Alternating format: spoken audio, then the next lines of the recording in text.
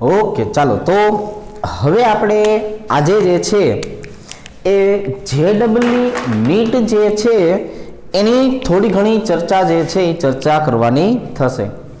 તો આપણે chemistry, physics, maths અને બાયોલોજીની જો આપણે વાત કરીએ તો એને આધારે આપણે જે છે થોડુંક ડિવાઇડેશન કરેલું હોય છે કે ભાઈ નીટ જે છે એને કઈ રીતે સમજાવશું અને જેડબલઈ જે છે એ જેડબલઈ કઈ રીતના હોય છે, એની માર્કિંગ સિસ્ટમ જે છે એ કેવા પ્રકારની છે અને કેવા પ્રકારના પ્રશ્નો જે છે એના ઉપર ધ્યાન આપવામાં આવતું હોય છે, એના વિશે થોડી ઘણી ચર્ચા જે છે એ ચર્ચા આપણે કરીએ. બરાબર છે. તો મોટાભાગની માહિતી આપણી પાસે હોય છે કે ભાઈ જી નીટ કોના માટે વાપરવામાં આવે છે, જી નીટ જે છે એ કોના માટે જે છે એ બનાવેલું છે.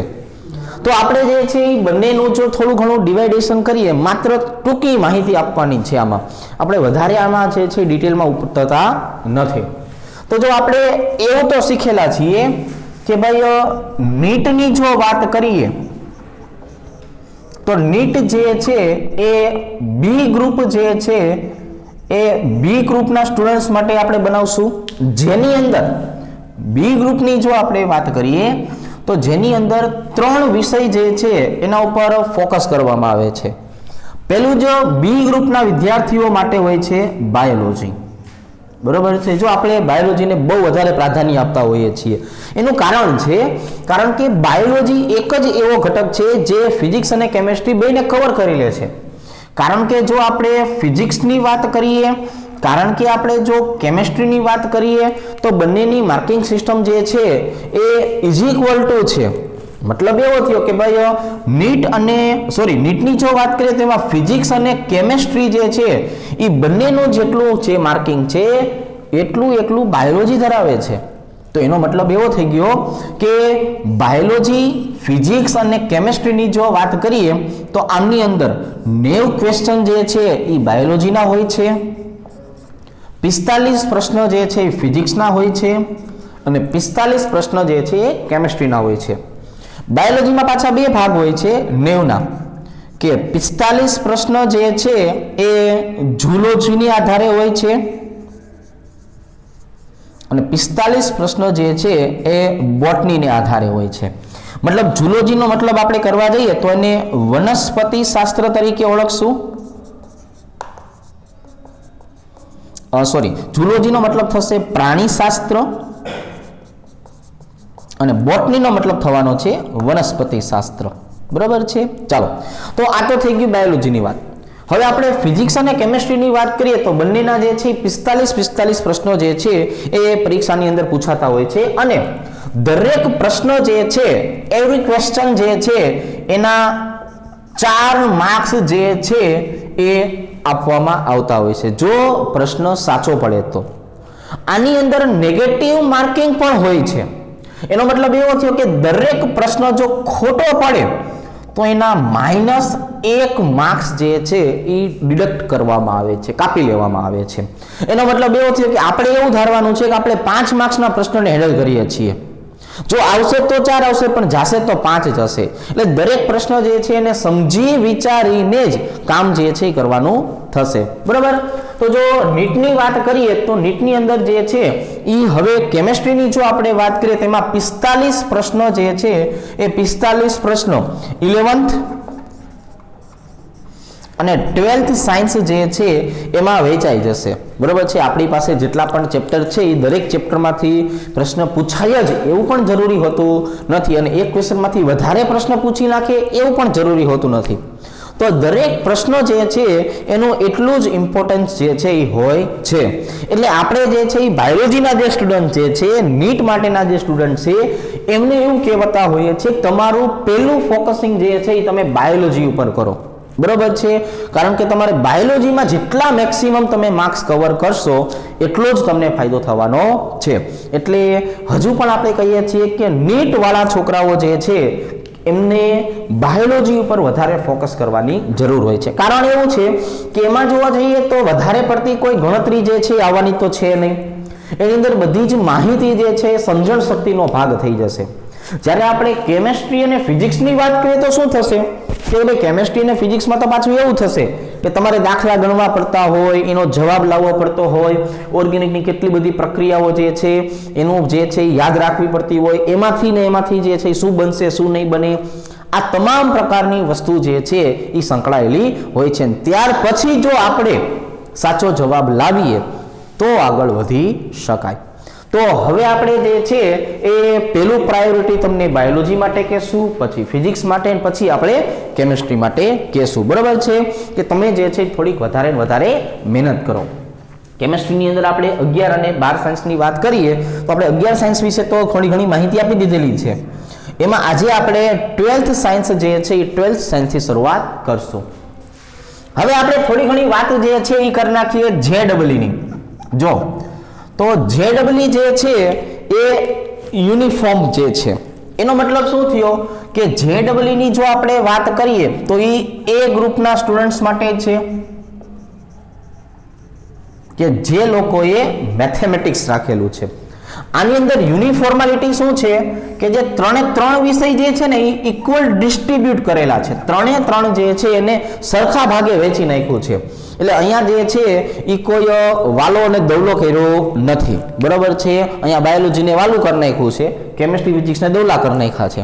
અહીંયા એવું કંઈ વાલો દવલો કરેલું નથી, બધા સરખા. બરાબર છે, કડવી વેલના 6 પાન કડવા, સસુંદરના 6 સરખા, એના જેવું થયું. અહીંયા 3 વિષય કેવા થઈ ગયા? સરખા.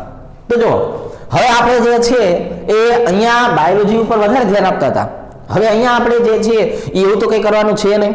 તો અહીંયા જે છે એવું થઈ ગયું કે મેથેમેટિક્સની વાત કરીએ, ફિઝિક્સની જો વાત કરીએ અને કેમેસ્ટ્રીની વાત કરીએ તો હવે અહીંયા 3 જે છે એ ઇક્વલ ડિસ્ટ્રીબ્યુટ થયેલા છે. પણ જો JEE ની પેટર્ન બદલાણી છે. પહેલું તો તમારે જે છે પરીક્ષા તો ઓનલાઈન જ આપવાની છે નીટ માટે અને JEE માટે. બીજા નંબરની વાત કરીએ, આની અંદર જે છે કઈ રીતે જે છે માર્કિંગ થયું છે એ બહુ અગત્યનું છે. તમારે 2 સેક્શન જે છે એ સેક્શનમાં પરીક્ષા આપવાની હોય છે. વિભાગ કહીએ આપણે, સેક્શન નો સમજણ પડે તો વિભાગ. ચાલો, વિભાગ 1 અને વિભાગ 2 સમજો. આ થોડું તમારે સમજવાની જરૂર છે. તો વિભાગની જો વાત કરીએ તો મેથ્સની અંદર 20 MCQ આવશે કે જેના દરેકના 4 માર્ક હોય. ફિઝિક્સની જો વાત કરીએ એમાં 20 MCQ આવશે જેના 4 માર્ક હોય. કેમેસ્ટ્રીની વાત કરીએ એમાં 20 MCQ આવશે કે જેના 4 માર્ક હોય. તો આનો મતલબ એવો થયો કે પહેલો વિભાગ જે છે એમાં 20 MCQ આવશે 3 ના, અને દરેકના કેટલા હોય છે? 4 માર્ક્સ હોય છે. અને જો ખોટો પડ્યો, એક પ્રશ્ન ખોટો પડ્યો તો એના 25% માર્ક્સ કપાય એટલે -1. બરાબર છે. જો એક પ્રશ્ન ખોટો પડે તો એના મળશે -1. બરાબર છે. અને તમે આને અડો જ નહીં તો કઈ સવાલ જ નથી.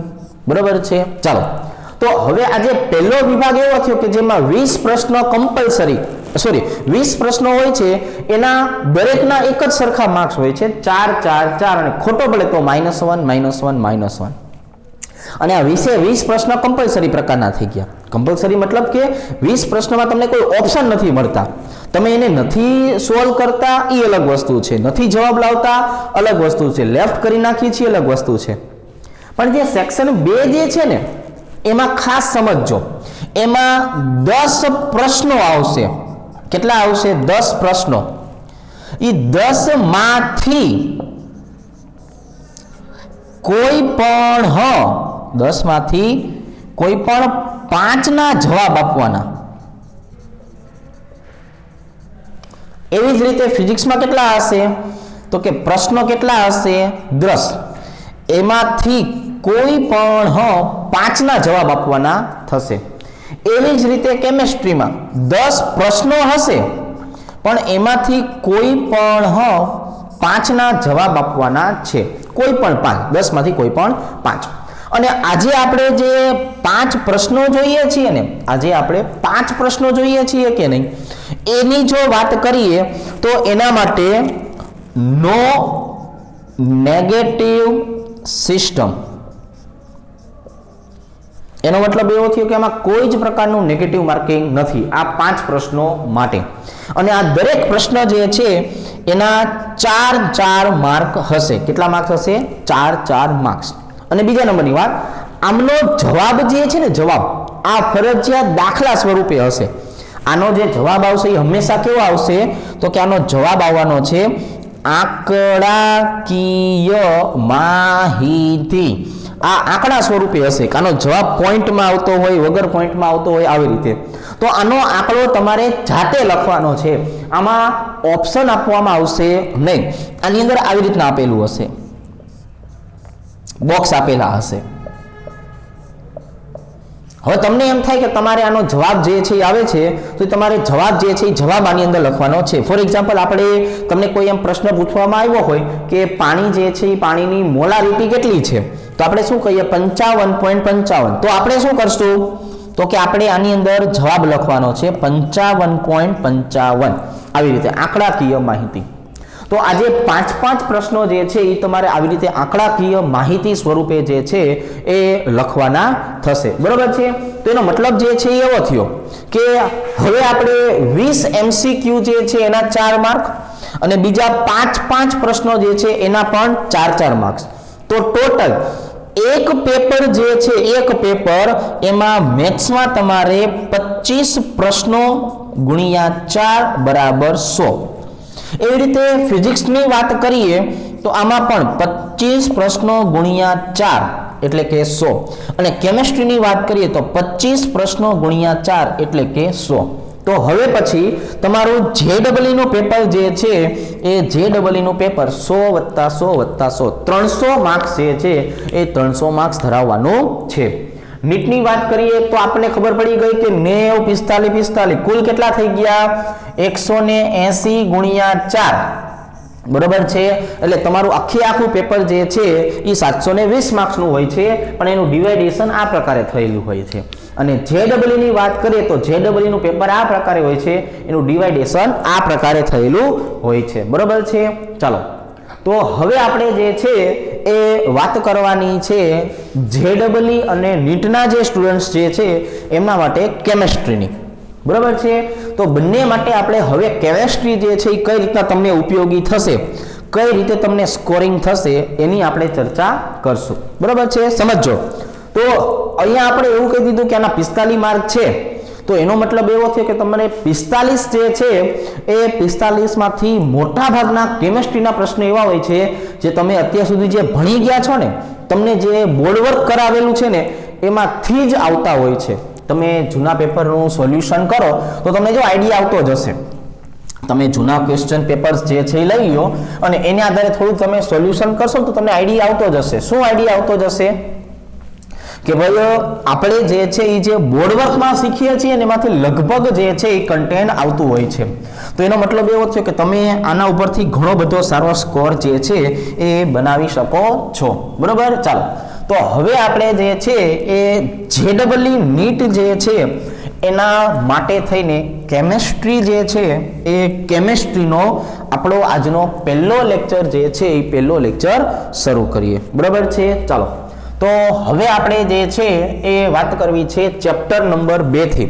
બરાબર? આપણે 12મું ધોરણ જે પ્રમાણે ભણ્યા છીએ એ જ પ્રમાણે આગળ વધતા જશું. બરાબર છે?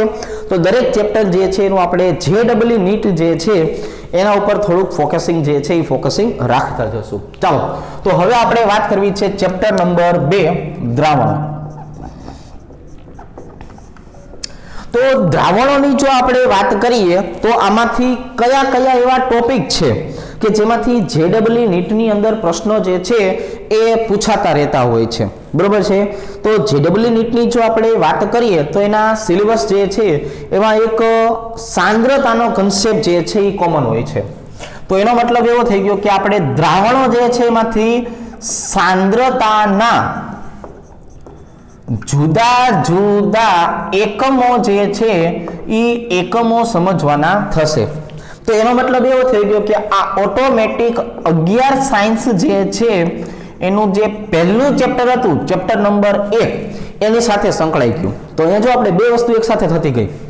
આવી જ રીતે જ્યારે આપણે ઓર્ગેનિક સ્ટાર્ટ કરશું ને એમાં એવું થશે કે 11માનું 12માનું બેનું ભેગું થઈને જે છે એ આપણે ઓર્ગેનિક શીખશું જેડબલ્યુ નીટ વખતે, બરાબર. મતલબ આપણે પ્રશ્નોનું સોલ્યુશન કરતા હોય તો બંનેનો જે છે એ સહારો લેવો પડતો હોય છે.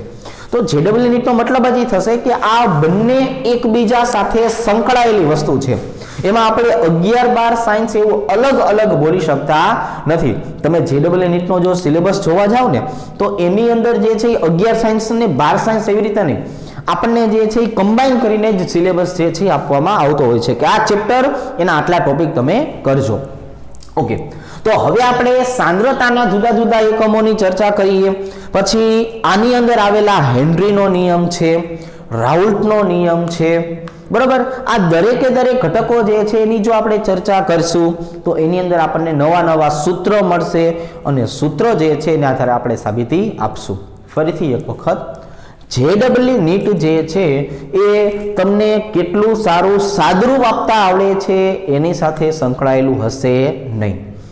જેડબલ્યુ નીટ જે છે કોની સાથે સંકળાયેલું છે કે તમને 2 વર્ષ પછી તમારી મેમરી કેટલી સારી છે એની સાથે સંકળાયેલું છે. ઓકે, તો હવે આપણે ચર્ચાને વિરામ આપીએ અને ભણવાની શરૂઆત કરીએ, બરાબર છે. ચાલો, તો સાંદ્રતાના જુદા જુદા એકમો જે છે એની આપણે હાલ પૂરતી ચર્ચા કરીએ. તો આપણી પાસે જે છે એ સાંદ્રતા શબ્દની વાત કરીએ તો સાંદ્રતા સાથે સંકળાયેલા ઘણા બધા જે છે એ એકમો આવેલા છે. એ તમામ પ્રકારના સાંદ્રતા જે છે એને આપણે અહીંયા દર્શાવીએ. ફોર એક્ઝામ્પલ, પહેલું આપણે લખવું છે મોલારિટી. તો ડાયરેક્ટ મોલારિટીનું સૂત્ર આપણે લખશું કે ભાઈ અહીંયા આપણને મળશે દ્રાવ્યનું વજન એને ગુણ્યા 1000 છેદમાં અહીંયા લખશું આપણે દ્રાવ્યનો અણુભાર અને એને ગુણ્યા કદ જે છે એ ml માં, બરાબર. તો આ જે કેપિટલ M જે આપણે લખ્યું છે એને મોલારિટી તરીકે દર્શાવી શકાય. હવે આપણે એના પછી સેકન્ડ નંબરની જો વાત કરીએ તો અહીંયા જે છે એ લખી નાખશું કેપિટલ N. આ કેપિટલ N જે છે એને કહેવામાં આવે છે નોર્માલિટી, બરાબર છે. નોર્માલિટીની જો વાત કરીએ તો અહીંયા આવી જશે આપણે સૂત્ર એનું થાય દ્રાવ્યનું વજન એને ગુણ્યા 1000 એના છેદમાં અહીંયા જો તુલ્ય ભાર લખવાનું, શું લખવાનું? તુલ્ય ભાર, અને એને ગુણ્યા શું આવી જશે? કદ ml માં. હવે એના પછી ત્રીજા નંબર જે છે એની વાત કરીએ તો આપણે એને કેપિટલ F વડે દર્શાવશું. શેના વડે? Capital F. કેપિટલ F નો મતલબ થઈ જવાનો છે ફોર્માલિટી. શું થઈ જશે? ફોર્માલિટી. ફોર્માલિટીનું સૂત્ર જોવા જઈએ તો અહીંયા શું કહી દેશું કે દ્રાવ્યનું વજન ગુણ્યા 1000 છેદમાં શું આવી જશે? એનો સૂત્રભાર અને એને ગુણ્યા આવી જશે કદ ml માં. જો અહીંયા આપણે એવું બોર્ડ વર્ક કરશું કે જે 2 પેજનું હોય પણ 2 પેજમાં તમને આખે આખું જે છે એ ચેપ્ટર જે છે એની માહિતી મળી જતી હોય. એટલે પહેલા પેજની અંદર આપણે માહિતી જે છે એ કોના વિશે આપશું? તો કે પહેલા પેજમાં આપણે માહિતી આપશું સાંદ્રતાના એકમો વિશે. બીજા પેજમાં આપણે માહિતી કોના વિશે આપશું? બાકીના ટોપિક વિશે. તો આ 2 પેજનું બોર્ડ વર્ક તમારે વ્યવસ્થિત સમજી લેવાનું છે, પછી ખાલી એને એપ્લાય કરવાનું રહે, બરાબર છે. ચાલો, તો આજે આપણે લખી મોલારિટી, નોર્માલિટી અને ફોર્માલિટી. તો 3 જો આ એક જગ્યા એવી છે કે જ્યાં તફાવત આવે છે, બરાબર છે. જ્યાં શું આવે છે? તફાવત. અણુભાર, તુલ્યભાર અને સૂત્રભાર. તો એનો મતલબ એવો થયો કે આ 3 જે છે એ એકબીજા સાથે સંકળાયેલી વસ્તુ થઈ. હકીકતમાં તો મોલારિટી સાથે સંકળાયેલી વસ્તુ થઈ.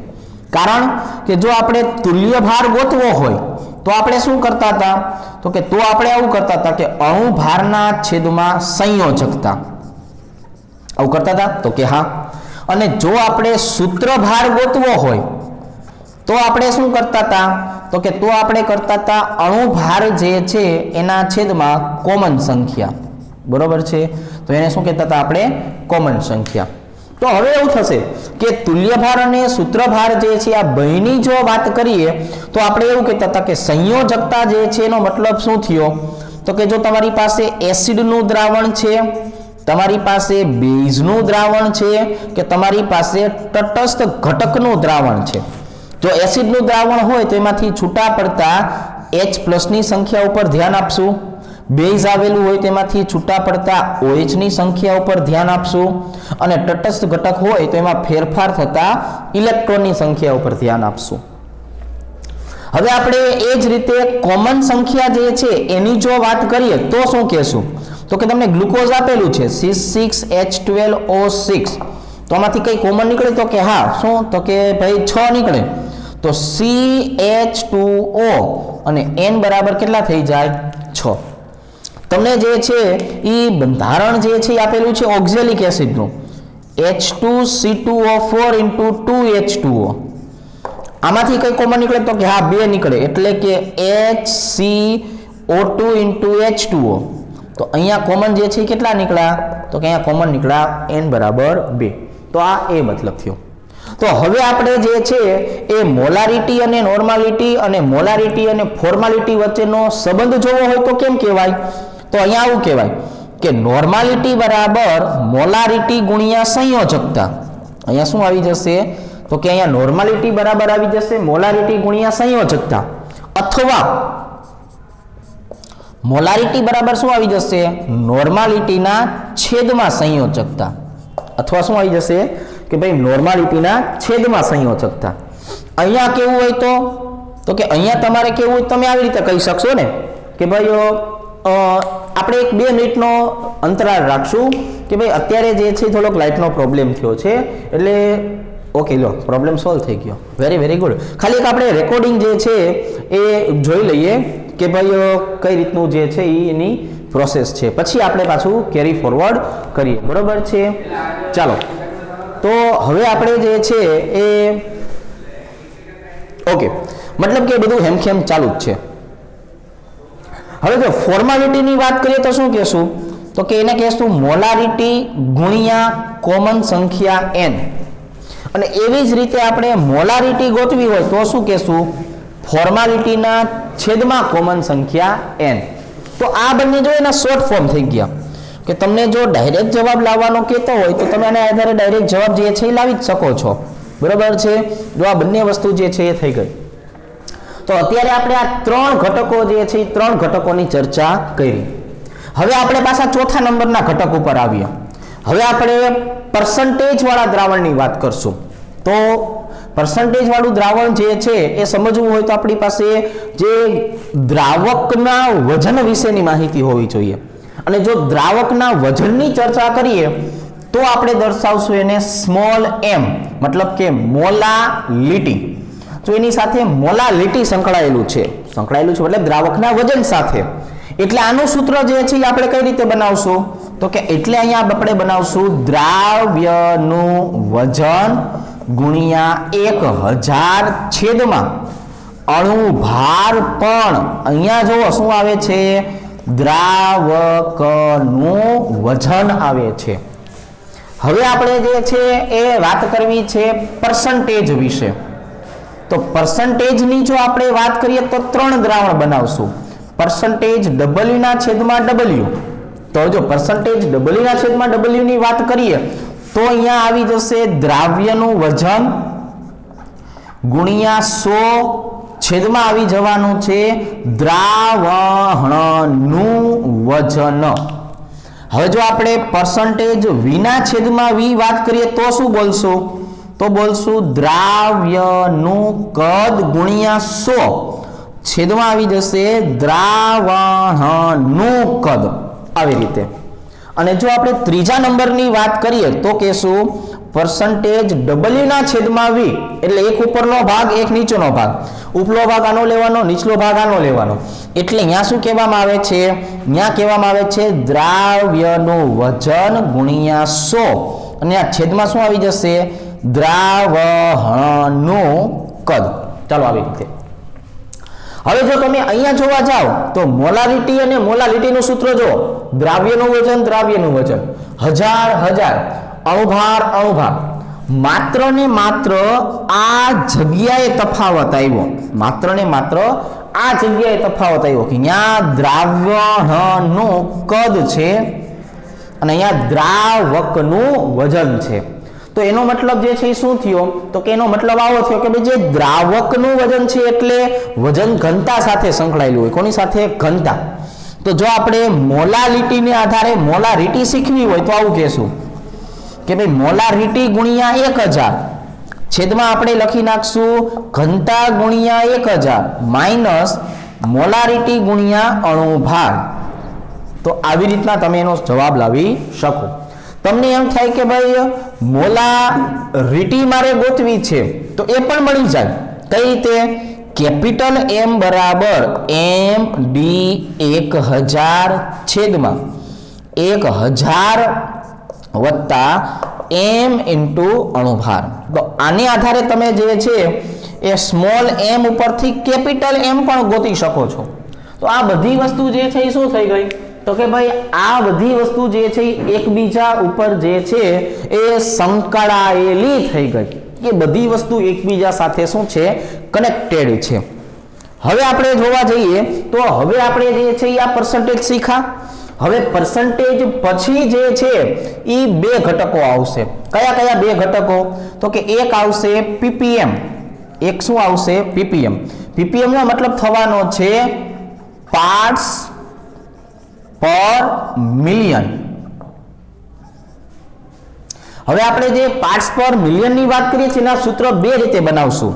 પહેલું સૂત્ર જે છે એ આપણે આવી રીતે દર્શાવશું ppm માટેનું કે ભાઈ ppm બરાબર શું થાય? તો કે ભાઈ દ્રાવ્યનું મિલીગ્રામમાં વજન બરાબર છે અને છેદમાં દ્રાવણનું લીટરમાં કદ. જો મિલીગ્રામમાં વજન અને લીટરમાં કદ લેશું. અથવા આપણે ppm નું બીજું સૂત્ર લખવું હોય તો શું કહેશું? તો કે દ્રાવ્યનું ગ્રામમાં વજન અને ml માં કદ લેશું પણ તો ગુણ્યા 10⁶ કરશું. તો શું કરશું? ગુણ્યા જે છે એ 10⁶ જે છે કરવામાં આવશે. બરાબર છે. તો હવે આપણે જે છે એ જ્યારે આ બાજુનો ભાગ કદાચ તમને એવું લાગતું હોય કે સેજ કપાતો હશે તો હું બોલ્યો, પણ તમને પીડીએફ માં જે છે એ દરેક વસ્તુ પાછી આવી જશે. બરાબર? તમને એવું લાગે કે સેજ વસ્તુ કપાતી હોય, કઈ વાંધો નો પ્રોબ્લેમ, પણ એને આપણે જે છે એ ફોટોગ્રાફ જે છે એમાં બધું કવર કરશું. હવે છેલ્લી વસ્તુ, હવે આપણે જે છે એ હજુ જે છે એ વાત કરવીએ છીએ મોલ અંશ વિશે. તો જો મોલ અંશની જો વાત કરીએ તો એને આવી રીતે સમજાવશું કે ભાઈ મોલ અંશ જે છે ને x વડે દર્શાવાય. શેના વડે દર્શાવાય? x વડે. અને એને બોલાય ઘટકના મોલ છેદમાં કુલ મોલ. જો એને શું કહેવાય? ઘટકના મોલ છેદમાં કુલ મોલ. હવે જે મોલ અંશ જે આવેલું છે ઘટકના મોલ છેદમાં કુલ મોલ, અને એક શબ્દ યાદ રાખશું કે મોલ અંશનો સરવાળો જે છે એ સરવાળો હંમેશા કેટલો થાય? 1. એનો સરવાળો હંમેશા કેટલો થાય? 1. હવે તમને એમ થશે કે આ સાહેબ કાં પછી લોભ કરે છે, બધી વસ્તુ એક જ જગ્યાએ લેખ કરે છે. તો આને જ કહેવામાં આવે છે JEE નીટની ટ્રીક, કે આપણે જે છે એ દરેક વસ્તુ જે છે ને એક જ સાથે સાંકળી લેવાનું, એક જ પેજ યાદ રાખવાનું છે, એક જ પેજ વ્યવસ્થિત બનાવવાનું છે, ભલે એમાં ભેગું ભેગું થઈ જાય. આને ચાર્ટ ફોર્મ કહેવાય. શું કહેવાય? Chart form. આને છેલ્લા સમયનું રિવિઝન કહેવાય. જ્યારે આપણે જે છે બધું શીખી ગયા છીએ અને હવે આખું બોર્ડ જે છે એક સાથે તૈયાર કરવું હોય તો ત્યારે ખાલી ચાર્ટ જ જોવાનો, ભણવાનું ડિટેલમાં, પણ ચાર્ટ ફોર્મ્યુલા હંમેશા બનાવવાની ટેવ પાડવાની છે. બરાબર છે? નકર આ જ વસ્તુ આપણે 4 બોર્ડની અંદર કરી શકતા હતા, છતાં એક જ બોર્ડ બનાવ્યું, 4 પેજ નહીં. એક પેજની અંદર એક જ સાથે 4 વસ્તુને બાજુમાં રાખીને જ સરખાવી. એક પેજની અંદર આપણે બધી જ વસ્તુ જે છે એને અહીંયા આપણે સરખાવવાની થશે. બરોબર? એટલા માટે આપણે બધી જ વસ્તુને એક સાથે જે છે દર્શાવેલું છે. આનો જે પીડીએફ આવે છે, આનો જે ફોટો આવે છે, એને તમારે કઈ રીતે લખવાનું છે જો એના માટે પણ મેં વ્યવસ્થા કરી રાખી છે કે તમારે આવું એક A4 સાઈઝનું સરસ મજાનું પેપર લઈ લેવાનું, મોટું. બરાબર છે? આ જે બ્લેન્ક પેપર જે છે એની જ અંદર આ આખું બોર્ડ જે છે એ આવી જવું જોઈએ. એટલે પેલું જે પેજ છે એમાં શું આવશે? બધી સાંદ્રતા અને એની બધી જ માહિતી. જેવી રીતે હું તમને ફોટો મોકલીશ એ જ રીતે તમારે દરેક વસ્તુ દર્શાવવાની છે. અને પાછળનું જે પેજ આવશે એમાં બાકીના દ્રાવણો ચેપ્ટરના જે સૂત્રો છે એ સૂત્ર હું તમને લખાવીશ. બરોબર છે? એક જ બોર્ડની અંદર. તો તમારે એક જ પેજની અંદર આગળ સાંદ્રતા અને પાછળ બાકીનું કામ કરવાનું છે, અને એ જ પેજ સાચવવાનું છે, એ જ પેજ જે છે એને તમારે જે છે એ યાદ રાખવાનું થશે. હવે જો આ સાંદ્રતા હોય ને તેમાં વજન અને કદ એવા બે શબ્દો આવે. બરોબર છે। હવે આ જે સાંદ્રતા હોય ને, સાંદ્રતા એટલે એના માટે જે છે એ આપણે જે છે એ શું કરશું તો કે એના માટે આપણે બે શબ્દો દર્શાવશું। કયા કયા બે શબ્દો તો કે વજન અને કદ। તો જે કદ છે ને, કદ સાંભળજો, કદ એ ડિપેન્ડ્સ ઓન ટેમ્પરેચર, બરોબર છે। એટલે કે કદનો આધાર છે ને તાપમાન ઉપર હોય, વજનને આવું કઈ લેવા દેવા નથી। તો હવે જેટલા પણ મેં તમને લખાવ્યા છે કે નહીં, એમાંથી તમે જુઓ કે જ્યાં કદ શબ્દ આવતો હોય ને એ બધા તાપમાન પર આધારિત છે। એટલે અહીંયા હું લખીશ તાપમાન પર આધારિત સાંદ્રતા। તો તમારે જોવાનું કે જ્યાં કદ આવતું હોય ને તાપમાન પર આધારિત છે, અને જેમાં વજન આવતું હોય અથવા કદ નથી આવતું તો તાપમાન પર બિન આધારિત સાંદ્રતા, કે જેનો તાપમાન જે છે એના ઉપર કોઈ જ આધાર આવેલો નથી। તો કેટલી સાંદ્રતા છે, ચાલો પહેલેથી શરૂ કરો। જો જે મોલારિટીમાં કદ દેખાણું તો કે હા લખો મોલારિટી, નોર્માલિટીમાં કદ દેખાણું તો કે હા લખો નોર્માલિટી, આમાં કદ દેખાણું તો કે હા લખો ફોર્માલિટી, બરોબર છે। મોલારિટીમાં તો કે ના અહીંયા તો વજન આવ્યું તો લખો મોલાલિટી, અહીંયા વજન આવ્યું લખો પરસેન્ટેજ W ના છેદમાં W, અહીંયા કદ આવે છે તો કે હા આવે છે, તો ppm જે છે એ ppm ને ક્યાં લખશું આપણે તો કે તાપમાન પર આધારિત હોય એમાં। હવે જો અહીંયા કદ આવ્યું તો કે હા લખો પરસેન્ટેજ V ના છેદમાં V, અહીંયા કદ આવ્યું તો કે હા લખો પરસેન્ટેજ W ના છેદમાં V, બરાબર છે। મોલ અંશમાં જોવો જોઈએ ક્યાંય કદ આવે છે તો કે ના, તો લખો અહીંયા મોલ અંશ, જેવું મોલ અંશ હોય ને એવું ને એવું આવશે વજન અંશ। પછી તમને વજન અંશની પણ માહિતી આપીશ, બરાબર। બધાના આપણે દાખલા ગણશું, બધાના આપણે સૂત્રો સમજશું, બધાની આપણે ટ્રીકો જોશું કે ભાઈ શોર્ટ રીતે કઈ રીતે દર્શાવી શકાય। તો હવે આપણે આની અંદર તમામ પ્રકારની માહિતી જે સાંદ્રતા સાથે સંકળાયેલી છે ને, સાંદ્રતા સાથે એ આપી દીધી છે। તો સાંદ્રતા શબ્દ પૂછે તો આ એક પેજ તમારે યાદ રાખવાનું છે। આનું આપણે વ્યવસ્થિત ફોટોગ્રાફી કરશું, વ્યવસ્થિત પીડીએફ બનાવશું, વ્યવસ્થિત મોકલવાનું થશે, અને તમારે આ જ રીતે જે છે એ વ્યવસ્થિત આખું પેજ લખવાનું છે। એક પેજની અંદર તમામ માહિતી આવી જવી જોઈએ। તમે અમુક જે છે એ જગ્યાના વિડીયો તમે જોતા હોય, મોટા મોટા ક્લાસીસ જે આવેલા હોય ને એમાં આવું કરતા હોય કે જ્યારે આખું ચેપ્ટર પૂરું થઈ જાય કે નહીં ત્યારે માત્ર 10 થી 15 મિનિટની અંદર જ તે આખા ચેપ્ટર જે છે એ ચેપ્ટરનું અથવા આખા ઓર્ગેનિક કેમેસ્ટ્રી તો ઓર્ગેનિક કેમેસ્ટ્રીનું કે બધાના સૂત્રો જે છે, બધાના ઘટકો જે છે એક જગ્યાએ ભેગા કરીને જે છે એ સમજાવતા હોય છે। તો એ જે 10-15 મિનિટનો સેશન થતો હોય છે એમાં સંપૂર્ણ ચેપ્ટરનું રિવિઝન થઈ જતું હોય છે। તો રૂટીનમાં આપણે આખું ચેપ્ટર ભણ્યા હોય, એના બધી જ એમસીક્યુની કર્યું હોય, અને છેલ્લી ઘડીએ જે છે આપણે એનું શું કરેલું હોય છે તો કે એનું રિવિઝન જે છે એ કરેલું હોય છે। આવી રીતે ખ્યાલ આવી જશે। ચાલો તો હવે આપણે આ બોર્ડ જે છે એને જવા દઈએ છીએ। હવે આપણે બોર્ડ નંબર જે છે એ બોર્ડ નંબર 3 ઉપર જઈએ, બરાબર। ચાલો તો હવે આપણે વાત કરશું દ્રાવણોની અંદર આવતા બીજા જે સૂત્રો જે છે એ સૂત્રોની માહિતી, અને આ બધું જ રિવિઝન જે છે આપણે આ પ્રકારે કરશું। પણ મેં તમને કીધું એમ તમારે આ પેજનું ફરજિયાત જે છે એ લખવાનું છે, અને જ્યારે તમે અહીંયા આવશો ત્યારે હું તમારી આગળ જોઈશ કે ભાઈ તમે આ બધું મેં લખાવરાયું હતું એ લખ્યું છે કે કેમ। એટલે જ્યારે પણ અહીંયા આવવાનું થાય, જ્યારે પણ તમારો મેસેજ આવી જાય અને તમે અહીંયા મને રૂબરૂ દર્શન દેવા આવો ત્યારે હું તમારી આગળ જે છે એ આશીર્વાદ સ્વરૂપે આ પેજ માગીશ, બરોબર છે, કે મને આ પેજ દેખાડો। એટલે તમારે આ કામ જે છે વ્યવસ્થિત રીતે કરવાનું થશે।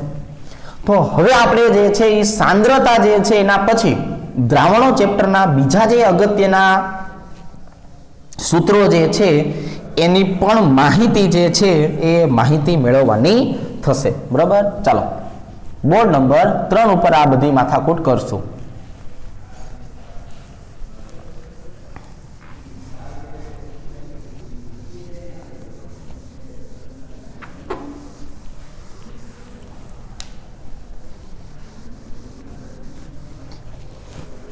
ઓકે, જો તો પેજ નંબર 3 ઉપર જે છે એ આપણે આવી રીતના દર્શાવીએ છીએ કે ભાઈ દ્રાવણો જે છે એ દ્રાવણોની અંદર હવે આપણે જે છે એ આનું વર્ગીકરણ કરવું છે જુદા જુદા ઘટકોમાં, જેને આપણે હેનરીનો નિયમ જે છે એ હેનરીના નિયમ તરીકે ઓળખાવશું. તો હેનરી નામના વૈજ્ઞાનિકે શું કીધું હતું? તો કે હેનરી નામના વૈજ્ઞાનિકે આપણને એવું કીધું હતું કે વાયુ દ્રાવ્ય અને પ્રવાહી દ્રાવક, તો એની દ્રાવ્યતા જે છે એ દ્રાવ્યતા એના આંશિક દબાણ જે છે એના સમપ્રમાણમાં હોય છે. આવું નવું ડાલ્ટન કહેવાય તો કે એના વિભાગીય દબાણના સમપ્રમાણમાં હોય છે, બરોબર છે. પણ જે દ્રાવ્ય થવાનો ઘટક જે છે કેટલો ઓગળે છે? તો એના મોલ અંશ જેટલો ઓગળે છે. કેટલો ઓગળે છે? એના મોલ અંશ જેટલો ઓગળે છે. એટલે પીએ ચલે છે XA, આપણે આવું સૂત્ર જે છે બનાવતા હતા અને પછી કહેતા હતા કે પીએ બરાબર KH into XA. તો આ જે સૂત્ર આપણી પાસે આવ્યું તો આમાં કયા કયા ઘટકો આવે છે? તો કે પીએ, તો પીએ એટલે શું કહેવાય? વાયુઓનું આંશિક દબાણ. KH એટલે શું કહેવાય? તો કે KH ને હેનરીનો અચળાંક કહેવાય. શું કહેવાય? હેનરીનો અચળાંક. અને XA એટલે શું થઈ જશે? તો કે દ્રાવ્યના મોલ અંશ. શું થઈ જવાનું છે? દ્રાવ્યના મોલ અંશ. તો હવે આ જે હેનરીનો અચળાંક છે એ કોના ઉપર આધારિત છે? તાપમાન અને વાયુના સ્વભાવ ઉપર. કોના ઉપર આધારિત છે? તાપમાન અને વાયુના સ્વભાવ ઉપર. હવે જો કઈ રીતે વાયુના સ્વભાવ પર આધારિત છે, તો આપણે દર વખતે આવી ચર્ચા કરતા હોઈએ છીએ કે વાયુ છે ને બે પ્રકારના હોય. ઓલવેઝ વાયુના બે પ્રકાર હોય છે. એક કે જે સાચા વાયુઓ છે અને બીજા ખોટા વાયુ, એટલે કે વાસ્તવિક વાયુ અથવા તો પ્રવાહીકૃત વાયુ. પણ આપણે એને બે ભાગમાં વહેંચણી કરવાની કીધું છે એટલે બે જ નામ બોલશું, સાચા વાયુ અને પ્રવાહીકૃત વાયુ, અથવા અધ્રુવીય વાયુ અને ધ્રુવીય વાયુ. મતલબ કે જે દ્વિપરમાણુય લાક્ષણિક છે H2, O2, N2, Cl2, F2, તો આ બધાને સાચા વાયુ કહેવાય. જ્યારે એમોનિયા, કાર્બન ડાયોક્સાઇડ, H2S આ બધા જે છે એને આપણે પ્રવાહીકૃત વાયુ કહેશું, જેની પ્રવાહીમાં દ્રાવ્યતા ખૂબ વધારે હોય છે. તો એને આધારે પણ બદલાઈ શકે છે. હવે અહીંયા જે છે એ દ્રાવ્યતાની વાત કરીએ તો દ્રાવ્યતા જે છે એ જ કોના જેટલી હોય છે? તો કે વાયુના મોલ અંશ જેટલી હોય છે. તો એવું થયું કે વાયુ તો જે કે ભાઈ દ્રાવ્ય તો વાયુ અવસ્થામાં હોય, તાપમાન વધારો તો શું થાય? વાયુ ઉડી જાય તો ઓગળે જ નહીં, મતલબ દ્રાવ્યતા ઘટે. પણ તાપમાનની સાથે સાથે હેનરી અચળાંક જે છે એ પાછો સમપ્રમાણનો સંબંધ ધરાવે છે. તો અહીંયા શું થયું? તો કે અહીંયા થયું એવું કે જે તમારો હેનરી અચળાંક જે છે એ અને આપણી દ્રાવ્યતા એટલે કે XA એ બંને એકબીજાના કેવા હોય છે? તો કે એકબીજાના વ્યસ્ત પ્રમાણમાં જોવા મળે છે. કેવા જોવા મળે છે? એકબીજાના વ્યસ્ત પ્રમાણમાં જોવા મળે છે. તો અહીંયા આપણે એવું કહી શકાય કે અહીંયા તમે જે ઘટકો લ્યો છો એ પાછા એકબીજા સાથે રાસાયણિક પ્રક્રિયા જે છે એ પ્રક્રિયા કરતા હોવા જોઈએ નહીં. તો હેનરીના નિયમની જો વાત કરીએ તો હેનરીના નિયમ સાથે આપણને આટલી માહિતી જે છે એ માહિતી સંકળાયેલી જોવા મળે સૂત્ર સ્વરૂપની, બરાબર છે. ચાલો પછી આપણે વાત જે છે એ કરવાની છે રાઉલ્ટનો નિયમ. તો જે રાઉલ્ટનો નિયમ છે ને એ બે ભાગમાં વહેંચાઈ જશે. રાઉલ્ટનો નિયમ શું થશે? બે ભાગમાં વહેંચાઈ જશે. કયા કયા બે ભાગમાં વહેંચાઈ જશે? તો કે એક આવી જશે લાક્ષણિક અબાષ્પશીલ દ્રાવ્ય માટે, અને બીજો જે છે એ કોના માટે આવશે? બીજો આવશે બાષ્પશીલ દ્રાવ્ય માટે, બરાબર. એક કે જેની અંદર દ્રાવ્ય અબાષ્પશીલ છે, બીજું કે જેમાં દ્રાવ્ય બાષ્પશીલ છે. તો અહીંયા જ્યાં અબાષ્પશીલ છે કે નહીં, ત્યાં શું થશે કે ત્યાં દ્રાવકનું બાષ્પ દબાણ ઇઝ ગ્રેટર ધેન દ્રાવણનું બાષ્પ દબાણ. કારણ કે જે દ્રાવ્ય પદાર્થ છે કે ને એ તો અબાષ્પશીલ હોય, એટલે પોતે તો બાષ્પ ન બને, બીજાને બનવા પણ ન દે, એવી વૃત્તિવાળો હોય છે, એવી ઉચ્ચ નીતિવાળો હોય છે કે હું તો નહીં ભણું, બીજાને નહીં ભણવા દઉં, બરોબર છે, એના જેવું. અને બાજુની જો વાત કરીએ બાષ્પશીલ દ્રાવ્ય, તો એનું જો ચર્ચા કરીએ તો અહીંયા આવું કહેશું કે અહીંયા દ્રાવકનું બાષ્પ દબાણ જે છે એ દ્રાવણના બાષ્પ દબાણ જે છે એ દ્રાવણના બાષ્પ દબાણ કરતાં કેવું હોય? ઓછું હોય. એટલે આવા સમયે જે છે એ દ્રાવક કરતાં દ્રાવણ જે છે એનું બાષ્પ દબાણ કેવું બને? વધારે બને. હવે આપણે જો આની ચર્ચા કરીએ તો આનું નિરૂપણ કઈ રીતે કરવામાં આવે છે? તો કે P01 - P1 છેદમાં આવી જશે P01 એના બરાબર જે છે એ આપણે દર્શાવશું x2. અને આ લેખા પછી પાછા બે વાક્ય કહેશું કે ભાઈ આના માટે એવું કહેવાય કે દ્રાવણનું બાષ્પ દબાણ ચલે છે દ્રાવકના મોલ અંશ. અને અહીંયા શું લખશું કે દ્રાવણના બાષ્પ દબાણનો સાપેક્ષ ઘટાડો તમે કરો ને, ઘટાડો, એ ઘટાડો ચલે છે દ્રાવ્યના મોલ અંશ. શું લખશું આપણે કે જો દ્રાવણનું બાષ્પ દબાણ જે છે કે નહીં એ ડિપેન્ડ્સ કોના ઉપર કરે છે? દ્રાવકના મોલ અંશ ઉપર. અને દ્રાવણના બાષ્પ દબાણમાં જે ઘટાડો થઈ ગયો ને, ઘટાડો, એ કોના ઉપર આધારિત છે? દ્રાવ્યના મોલ અંશ ઉપર આધારિત છે. એટલે x2 જે છે એને કહેવામાં આવે છે દ્રાવ્યના મોલ અંશ. એને શું કહેવાય? દ્રાવ્યના મોલ અંશ કહેવાય. એટલે હવે આપણે એનું સૂત્ર લખશું આવી રીતે કે P01 - P1 છેદમાં P01. હવે આની પણ માહિતી આપણે આપશું. એના બરાબર દ્રાવ્યનું મોલ અંશ જે છે એટલે આપણે શું કરશું તો કે ભાઈ N2 ના છેદમાં N1 + N2. પણ આપણે દ્રાવ્યના મોલને ઓછા સમજશું એટલે આવું દર્શાવશું N2 ના છેદમાં N1. બરોબર. હવે જ્યાં 2 છે ને એ દ્રાવ્ય માટે વાપરશું અને 1 જે છે એ દ્રાવક માટે વાપરશું. એવી રીતે જે P01 છે ને એને કહેવામાં આવશે શુદ્ધ દ્રાવક અને P1 છે એને કહેવામાં આવશે દ્રાવણ.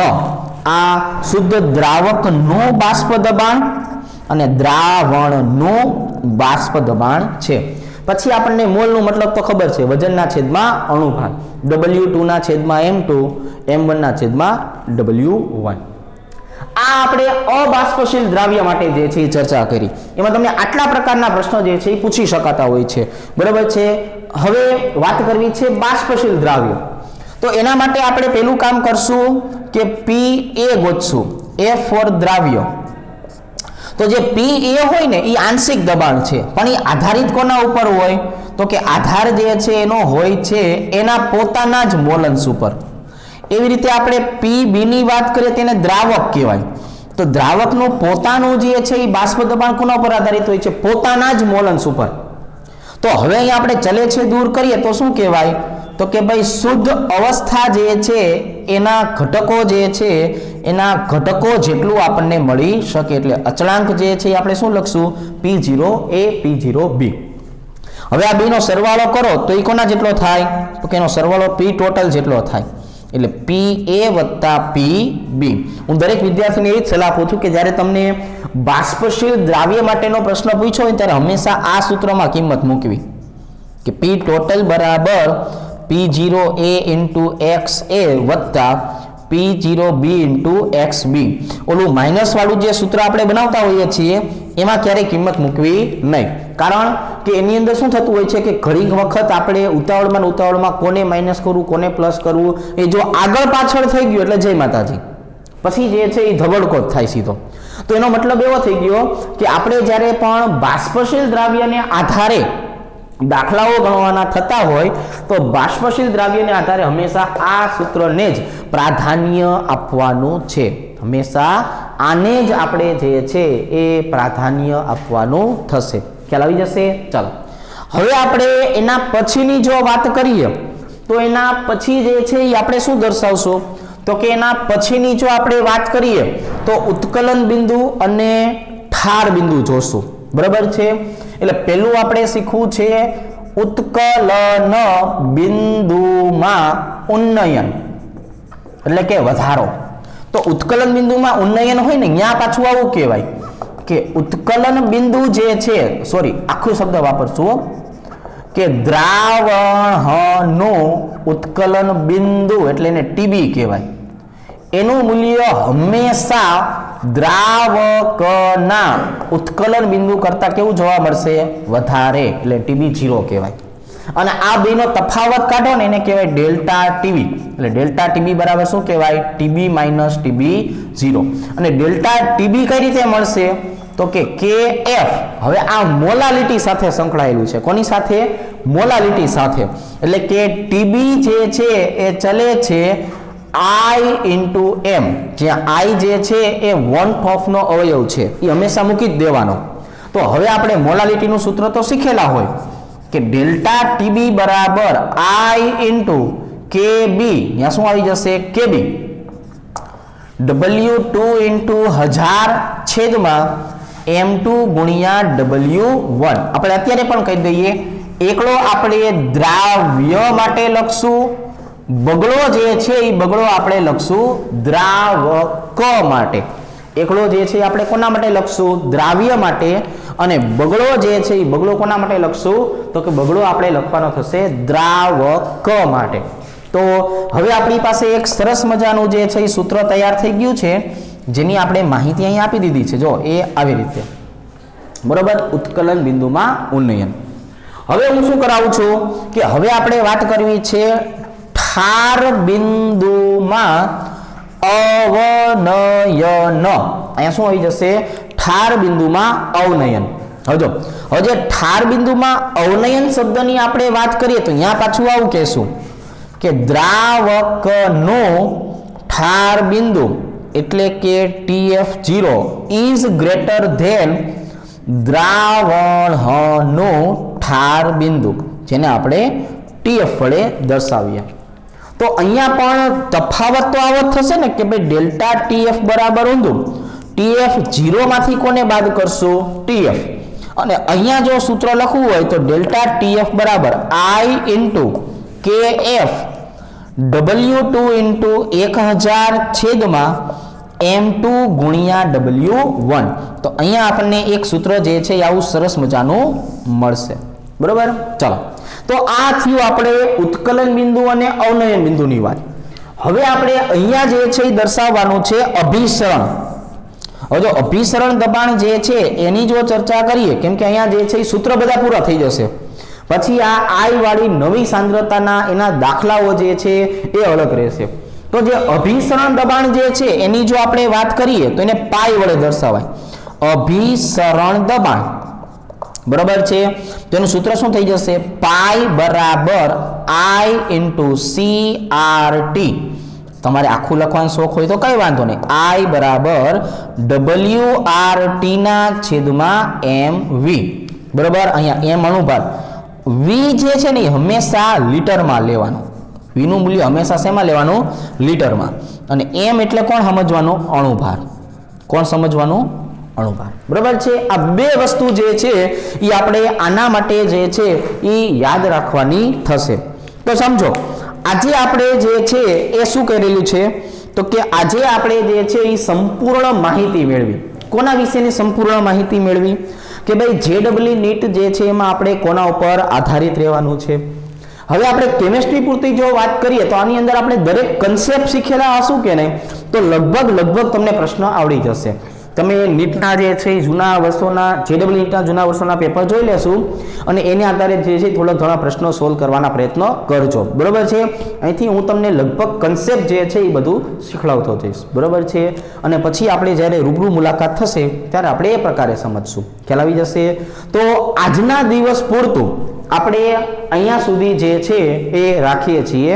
આવતીકાલે આપણે 12 વાગ્યાથી લઈને 1 વાગ્યા સુધી જે છે એ અલગ અલગ મેથડના પ્રશ્નો શીખવાના થશે, અલગ અલગ પ્રકારના MCQ જે છે એ શીખવાના થશે, બરાબર। ચાલો અહીંયા સુધી રાખીએ।